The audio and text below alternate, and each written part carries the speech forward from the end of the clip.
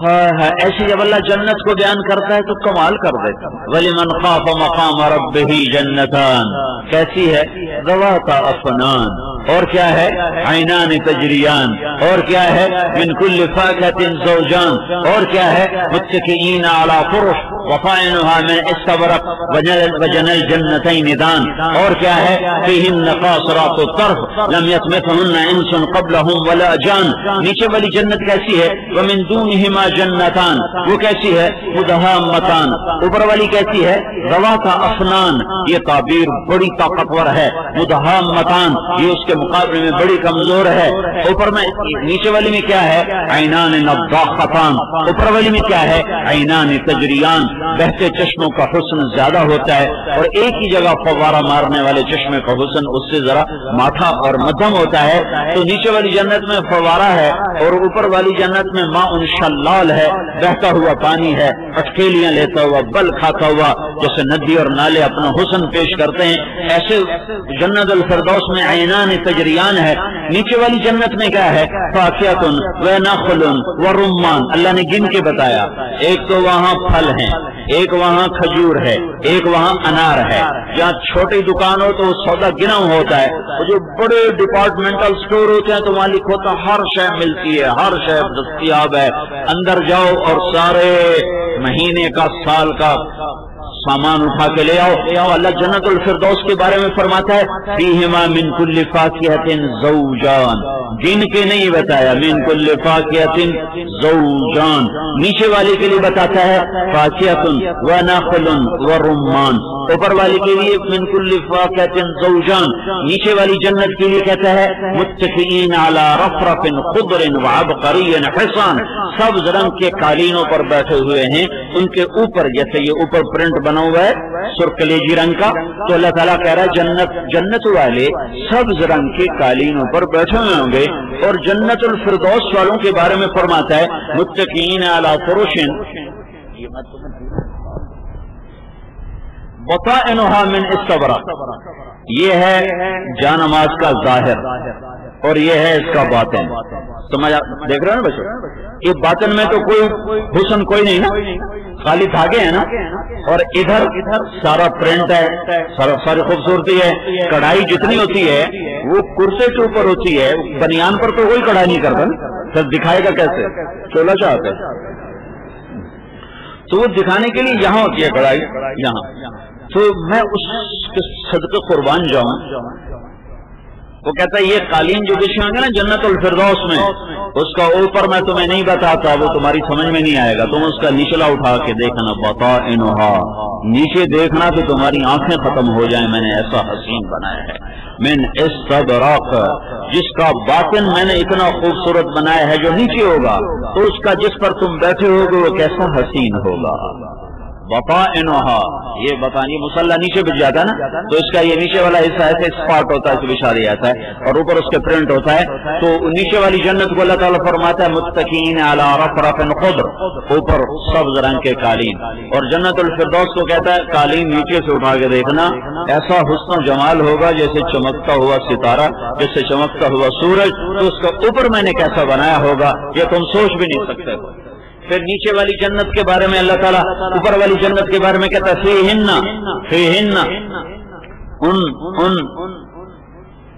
ان فرش کے اوپر انہی کے ساتھ قاصرات الطرف ساتھ بیٹھی ہوئی بیویاں ساتھ. اور ادھر ہے فیہن خیرات حسان حور مقصورات فی الخیام ان کو خیموں میں بیٹھا ہوا دکھایا ہے. نیچے والی جنت میں ان کو خیمے میں بیٹھا ہوا دکھایا ہے خامند سے جدا دکھایا ہے. اور جنت الفردوس میں خامند کے ساتھ دکھایا ہے. فیہن قاصرات الطرف لم یطمثہن انس قبلہم ولا جان. فیہن جن فرش پر جنتی بیٹھے ہوں گے متکئین علی فرش جن پر وہ جنتی بیٹھے ہوں گے انہی پر ان کے برابر میں انہی کے برابر میں جنت الفردوس کی بیویاں بھی ان کے ساتھ بیٹھی ہوں گی. ایک آدمی گھر میں اکیلا رہتا ہو اس کی رات کیسے گزرتی؟ ایک گھر میں بیوی کے ساتھ رہتا، اس کی رات کیسے گزرتی؟ وہ دونوں میں فرق ہے کہ نہیں؟ عورت کے ساتھ تو اللہ نے گھر کو رونق بخشی، لتسکنوا الیہا رونق بخشی ہے، تو فردوس کی بیویوں کو ساتھ بٹھایا ہے، رونق بخشی ہیں وہ بھی ساتھ ہی، یہ نہیں کہ وہ کو ساتھ ہیں وہ بھی ساتھ ہی، لیکن تعبیر کا فرق بتا رہا ہوں کہ اللہ تعالیٰ نے فردوس، اس لیے کہ جنت الفردوس کو اللہ نے اپنے ہاتھوں سے بنایا ہے، باقی جنت کو امر کن سے بنایا ہے، جنت الفردوس کو اپنے ہاتھوں سے بنایا ہے، اور جنت الفردوس والوں کو اللہ دن میں 2 دفعہ دیدار کرائے گا، نیچے والوں کو 8ویں دن جمعے کے دن دیدار کروائے گا، اور اللہ تعالیٰ ان اللہ یتجلی للناس عامۃ، سارے اہل جنت کو دیدار عام ہوگا، ولی ابی بکر خاصۃ، اور صدیق اکبر کو دیدار خاص کروائے گا۔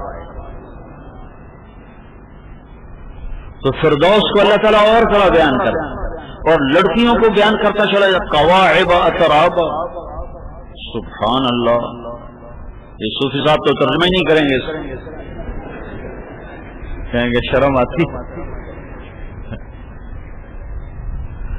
قواعب اترابا عربا اترابا کامثال اللؤلؤ المكنون كأنهن بيض مكنون كأنهن الياقوت والمرجان وحور عين كأمثال اللؤلؤ المكنون فيهن خيرات حصان مقصورات في الخيام لم يطمثهن انس قبلهم ولا جان فبأي آلاء ربكما تكذبان۔ یہ ابواب بھی پڑھنے کے ہیں، یہ آپ نہیں پڑھتے ہو، اس کو کہا ہے سکری تروش منصورینو ہن تھپرکھ کنز قدورینو، ہادی نہ سمجھ ہدایہ کافی نہ سمجھ کفایہ، کر پرز جلد وقایا، یہ دل قرآن کتاب ہے۔ عاشق ہوں میں عشق کما میں دل رکھیں وانگ پہاڑاں ہو، سائے سائے بدیاں ہزار علامیں کر جانے باغ بہاراں ہو، منصور جے چک سولی جتے جڑے واقف کل اسراراں ہو، سجدیوں سر چائیں باہو توڑے کافر کہن ہزاراں ہو، عاشق سوئی حقیقی جڑا قتل معشوق دے مننے، سر نو جوڑے تے مکھ نہ موڑے ومیں 100 تلواراں کھنے، سچا عشق حسین دا باہو سر دتے تے راز نہ بھنے۔ والذین آمنوا اشد حبا للہ، یہ سارا اس کا ترجمہ ہے، والذین آمنوا اشد حبا للہ۔ محبت تقسیم ہوتی ہے، عشق تقسیم نہیں ہوتا، اور اللہ چاہتا ہے کہ میں اللہ سے وہ محبت کروں جو ناقابل تقسیم ہو، عشق چاہتا ہے اللہ، عشق یہ نہیں ہوتی آکاش بیل، اس کو عربی میں اشکا کہتا ہے، یہ پیلے رنگ کی بیل جو درخت پہ چڑھ جاتی ہے، دیکھنا کبھی پنجاب میں عام طور پر نظر آتی ہے، درختوں پہ بیل چڑھی تھی پیلے رنگ کی، اس کو اردو میں آکاش بیل کہتے ہیں، عربی میں اشکا کہتے ہیں، اشکا عشق سے ہے کہ درخت جو کماتا ہے اسے کھلا دیتا ہے، جو کماتا ہے اسے کھلا دیتا ہے، اور چوتھے دن خود بالکل لکڑی بنا کھڑا ہوتا ہے، اور وہ ہری بھری ہو چکی ہوتی ہے، اور درخت بالکل سوکھ کے لکڑ بن چکا ہوتا ہے، ایندھن بن چکا ہوتا ہے، آخر وہ آروں سے چرتا ہے، کلہاڑوں سے کٹتا ہے، اور چولہے کا ایندھن بن کے راکھ ہو کر یہ مثال دیتا ہے کہ عشق یوں کیا جاتا ہے۔ عاشق ہوں میں عشق کما میں دل رکھیں وانگ پہاڑاں ہو، پھر پہاڑوں جیسا دل رکھنا پڑتا ہے۔ تو میرے عزیزو، اللہ نے آپ کو اللہ اپنے علم میں لگایا ہے، اپنے علم میں یہ بھی میں اللہ کے نبی کے علم کی باتیں بتا، یہ بھی علم ہے، صرف بحث و تمہید سے علم نہیں ہے، صرف حنفی مسلک کو راجح ثابت کرنا علم نہیں ہے، صرف ہدایات کے مسئلے پڑھنا علم نہیں ہے، وہ بھی ہے یہ بھی ہے، جتنا وہ ضروری ہے اتنا ہی یہ ضروری ہے۔ اس کے پڑھنے سے بہار آتی ہے، جذبہ بنتا ہے، شوق بنتا ہے، اور وہ شوق اور جذبہ اندر میں زندگی پیدا کر دیتا ہے، زندگی۔ نماز میں 13 فرائض ہیں، اور کچھ باہر کے ہیں کچھ اندر کے ہیں، اور واجب کتنے؟ 14 واجب ہیں، اور سنتیں کتنی ہیں؟ کتنی؟ 35 52 یاد کرنے کے لیے گھوٹا لگانا پڑے گا۔ یہ میں نے تمہیں نماز کی صورت بتائی، یہ صورت مسئلہ بتائی بھائی اتنے فرض ہیں، اتنے واجب ہیں، اتنی سنتیں، اتنے مستحبات ہیں، اتنے مکروہات.